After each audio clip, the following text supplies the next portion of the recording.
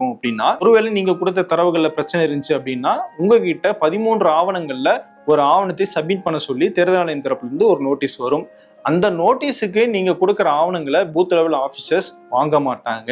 நீங்க தான் நேர்ல போய் சப்மிட் பண்ணணும். யார்கிட்ட சப்மிட் பண்ணணும்னா எலக்டோரல் ரெஜிஸ்ட்ரேஷன் ஆபீசர், அதாவது அரசாங்க பணியில இருக்கிற subdivisional officers, RTO, sub collectors, tahsildar, இவங்களுடைய ஆபீஸ்க்கு நீங்க நேர்ல போய் அந்த ஆவணங்களை எல்லாம் கொடுத்து அவங்க கேட்கிற கேள்விகளுக்கு எல்லாம் பதில் சொன்னீங்கன்னா அவங்க சாட்டிஸ்ஃபை ஆனாங்கன்னா உங்களுடைய பெயரை இறுதி வாக்காளர் பட்டியலில் சேர்ப்பாங்க.